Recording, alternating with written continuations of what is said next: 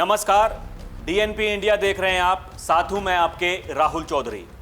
दर्शकों, आज बात होगी एक ऐसी सच्चाई की जिसे सुनकर शायद आपकी आंखें खुल सकती हैं। बात होगी ऐसे ना दिखने वाले जहर की जो सदियों से हमारे समाज की रग-रग में दौड़ रहा है, जिसने हमें एक नहीं बल्कि लाखों टुकड़ों में बांट रखा है। जी हां, हम बात कर रहे हैं जातिवाद की, वो बीमारी जिसने आज भी हमारे देश को अंदर से खोखला कर रखा है। सवाल है कि क्या सिर्फ जाति के नाम पर हम एक दूसरे के दुश्मन बन रहे हैं या नुकसान इससे भी कहीं ज्यादा बड़ा हो रहा है।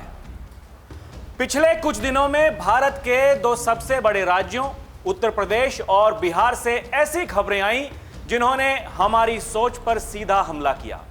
उत्तर प्रदेश का इटावा, जहां दो कथावाचकों के साथ मारपीट होती है, उनके सिर मुंडवा दिए जाते हैं और देखते ही देखते इसे ब्राह्मण बनाम यादव का जातीय युद्ध बना दिया जाता है।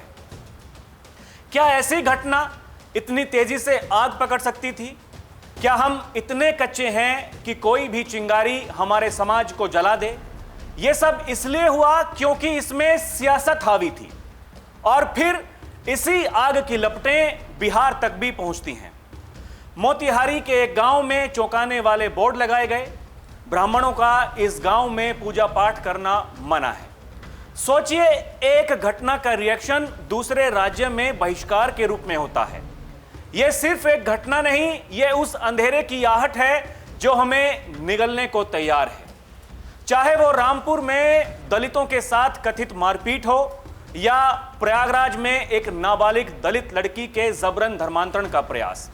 यह सब क्या है?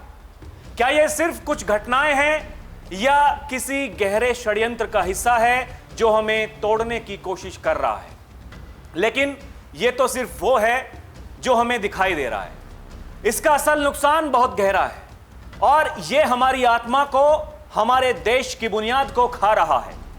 सामाजिक रूप से जातिवाद हमें इंसान से इंसान को अलग कर रहा है। इसने हमारे बीच एक ऐसी गहरी खाई खोद दी है जिसे पाटना मुश्किल हो रहा है। छुआछूत, भेदभाव और उत्पीड़न आज भी लाखों जिंदगियों को नरक बना रहा है। यह सिर्फ लोगों को अलग नहीं करता बल्कि उन्हें नफरत और डर की बेड़ियों में जकड़ देता है। अब जरा सोचिए, आखिर आर्थिक रूप से यह हमें कहां ले जा रहा है? यह योग्यता और टैलेंट को कुचल रहा है।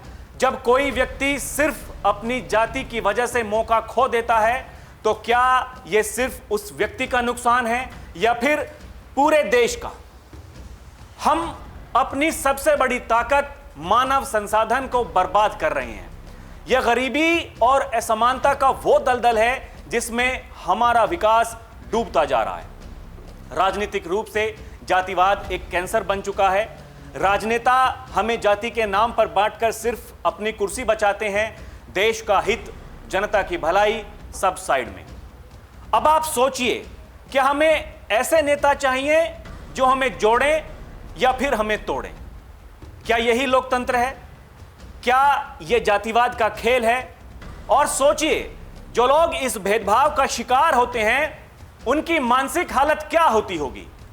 आत्मसम्मान खोना, हीन भावना, यह सिर्फ एक व्यक्ति नहीं, एक समाज को मानसिक तौर पर बीमार कर रहा है। यह सब मिलकर हमारी राष्ट्रीय एकता पर सबसे बड़ा हमला है। जब हम भीतर से बटे रहेंगे तो दुनिया के सामने एक मजबूत भारत कैसे बनेगा? क्या यही वो भारत है जिसका सपना हमारे पूर्वजों ने देखा था? अब सबसे बड़ा सवाल यह है कि आखिर यह किसकी जिम्मेदारी है? हम कब तक यह तमाशा देखते रहेंगे? यह राजनीति हमारे देश को कहां लेकर जा रही है? क्या सिर्फ कुर्सी पाने के लिए जाति के नाम पर समाज को बांटना उचित है? जब कुछ लोग जातिवादी जहर उगलते हैं, उन पर कार्रवाई क्यों नहीं होती? और यही एक सवाल आपसे और ऐसे मामलों पर आपकी चुप्पी से भी है। कब तक हम इस जंजीर में बंधे रहेंगे? कब तक हम इस बहकावे में आते रहेंगे? जब कोई नेता आपकी जाति का नाम लेकर वोट मांगता है तो क्या उसकी नीतियों को आप नहीं देखेंगे? क्या आपकी जाति का हित देश के हित से बड़ा है? क्या आप अपने बच्चों को यही जातिवाद विरासत में देंगे? ये सब वो सवाल हैं जिनका उत्तर आपको तलाशना है। दर्शकों, अब वक्त आ गया है जागने का, इस जहर से लड़ने का। ये सिर्फ सरकारों का काम नहीं, ये हम सबका काम है। हमें सबसे पहले अपने अंदर से इस जातिवाद को खत्म करना होगा।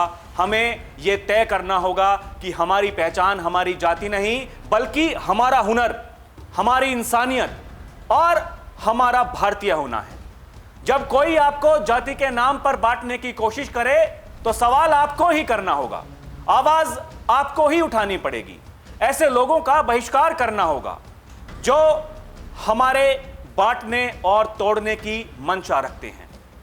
दर्शकों, आपको क्या लगता है? हमें कमेंट करके जरूर बताइएगा। आपको हमारी ये वीडियो कैसी लगी, हमें कमेंट करके जरूर बताइएगा। और अगर आपके पास भी कोई सुझाव हैं तो भी हमें जरूर बताइएगा। अभी के लिए इतना ही। आप देखते रहिए DNP इंडिया, हर खबर भरोसे के साथ। नमस्कार, जय हिंद।